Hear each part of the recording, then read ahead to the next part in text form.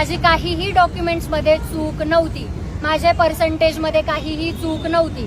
मला फालतूचं कारण दिलं, मला फालतूच्या कारणावरून मला सांगितलं माझं ऍडमिशन होणार नाही. त्यांना जेव्हा मी सांगितलं मला लेखी द्या, त्यांनी लेखी दिलं नाही.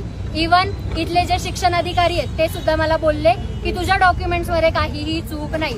डॉक्युमेंटमध्ये चूक तेव्हा झाली असती जेव्हा मी डॉक्युमेंट्स वेगळे भरलेत आणि फिजिकल डॉक्युमेंट्स मी दुसरे दिलेत. ही डॉक्युमेंट्स मधली चूक असते. कन्व्हर्जन लेटरला डॉक्युमेंटचा दर्जा नाहीये.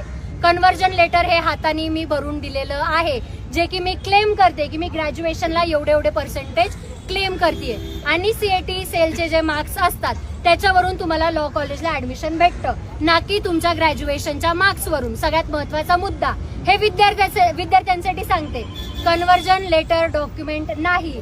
आणि एखादं कॉलेज जर तुम्हाला सांगते की तुझ्या ह्या डॉक्युमेंट्समध्ये चूक आहे, सीएटी सेलने आमचे डॉक्युमेंट्स व्हेरीफाय करूनच आम्हाला 4 राऊंडला अपियर केले. आणि जर तुम्ही असं म्हणत असाल की सीएटी सेल कुणाचे पण डॉक्युमेंट्स व्हेरीफाय करतं, मग मी उद्या माझा मृत्यूपत्राचा दाखला तिथं भरला तर सीएटी सेल त्याला व्हेरीफाय करील का? याचं उत्तर सरकारने, सीएटी सेलनी आणि कॉलेजेसने मला द्यावं. सीएटी सेल कुणाचेही डॉक्युमेंट्स व्हेरीफाय करत नाही. प्रॉपर व्हेरिफिकेशन येऊनच तुम्हाला तिथं बसवलं जातं, तुमचे राऊंड्सला अपियर केलं जातं. फालतूचे कारण देऊन तुम्ही प्रस्थापित आहे, तुमच्यावरती कुणी हात टाकणार नाही, अमुक नेत्याचं कॉलेज आहे, ह्या भ्रमात राहू नका. आम्ही विद्यार्थी आहोत, आंदोलन करण्याचा अधिकार संविधानाने आम्हाला दिलेला आहे. ही न्याय व्यवस्था आमच्यासाठी आहे.